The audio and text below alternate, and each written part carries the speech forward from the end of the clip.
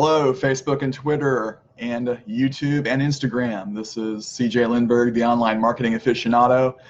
And tonight, I'm going to be talking about the 5 mistakes I made in my online businesses.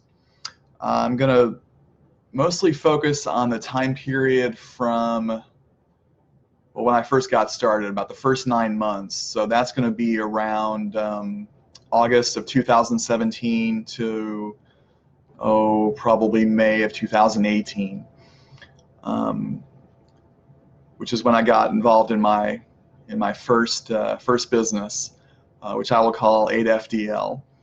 I'm still a member of this business. I don't want to be critical of it. I think it has some value, but it does lead to my first mistake. The number one thing I did that was a bad idea is I got involved in a big ticket item right off the bat. So it was something that I had to invest several $1,000s in, mostly on credit. So my suggestion is, if you're considering an online business, don't do what I did. Don't get involved in something that costs thousands of dollars for you to buy into and for you to sell, because it's obviously taxing financially and difficult to sell because most people aren't willing to do that kind of thing. They're not willing to take out a loan, or they don't have the good enough credit to do so. Even if the product is great, you're just so limiting your options with the sales aspect of it. Plus, it puts a lot of pressure to sell, and I just became, first I was excited about it, and then ended up feeling really miserable about it. So anyway, so tip number 1: don't join a big ticket item as your first business. My suggestion is, if you do want to get in an online business, find something that you can afford reasonably well.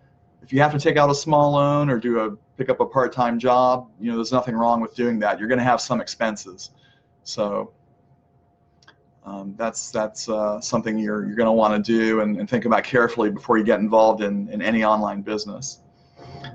Okay, the second mistake I made, I've got a list here, that many.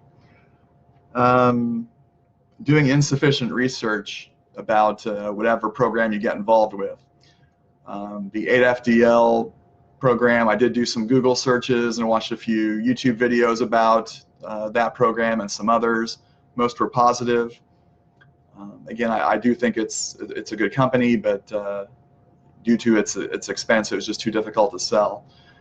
Had I done more research about the actual products that were involved, I would have come across what I found about 9 months later, in that most of the products that they were selling were available at a far cheaper rate with some other companies, or even for free with some diligent searching on the internet. So number 2, whatever program you're getting involved with, research it diligently. Excuse me. There will be some negative comments about anything you look at, so don't be necessarily put off by 1 or 2 negative comments about whatever business you're looking at. That's normal. People are going to have bad experiences. Some people, it's like anything else in life. You get out of it what you put into it. So if you make a half-ass effort at your home business, you're going to get a half-ass result. And a lot of times people will blame the business instead of their own efforts. So number 2, do sufficient research. Number 3, make sure you know what your motive is for getting involved in an online business. If it's only money, it's probably insufficient. And that's really what mine was when I first got started. I was 53 years old. My daughter had gone to college. I had a little bit of time on my hands. I wanted to improve my lot in life. All these are reasonable things, but if you're only money motivated, you're going to have a few setbacks and you just get discouraged, which is what happened to me. And then I would push and push and push in my business, and then discouraged and flake out on it for a week or 2, and go back to it, and sort of this seesaw effort. It just wasn't very productive. And had I been more consistent in that, maybe I would have had success in that first business. But but I wasn't, because I was only money motivated. What you really need to do is find your passion, figure out what you care about, what you would do for free. It took me probably a year to figure that out. So even though I didn't succeed in my first business, I am grateful for the experience, though it was expensive, and what I learned from it. But number 3, don't be only money motivated. Find your passion. Try to work that into your online business. Number 4, I limited my hours in when I would work my business, which wasn't a good idea, because I essentially refused to work on Friday nights or Sundays, and those are 2 large chunks of time for me. That's probably at least 8 to 10 hours a week that I didn't work, that I probably should have, or at least work part of that time to move my business forward. What I do now is on Friday nights and Sunday mornings, I leave that to my more creative activities, the more fun stuff. Nobody wants to work on a Friday night or a Sunday morning, but when you're working a full-time job and trying to get an online business going, you've got to find those chunks of time and put them to good use. So on Fridays, I like to brainstorm ideas about online posts and videos and emails and things like that. And on Sunday mornings, I usually implement those in some way. I use an online posting program called Jarvee. I've posted about that before. And I try to set up my online posts for the next week or 2. I do that on Sunday mornings. So don't limit your time. And the last mistake I made was just being impatient. After my experience with 8FDL, I came across a company called My Lead System Pro, and I've talked about them before, and I've posted about some of their materials on all my social media platforms.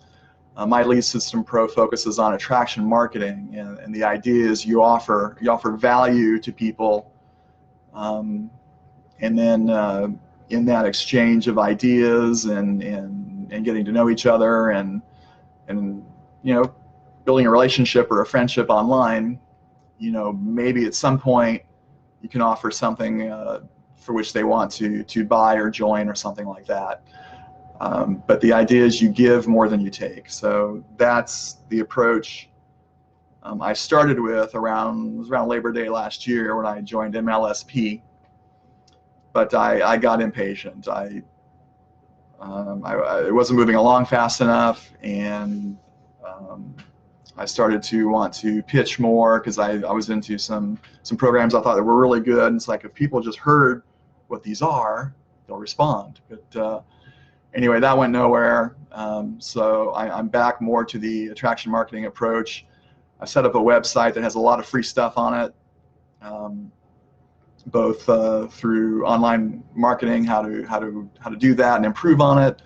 Also, if you're not interested in business or online marketing at all, I've put some health and time management tips in videos and publications on the site as well. The idea is to try to give more than I'm asking in my online businesses. So to summarize, 5 mistakes I made.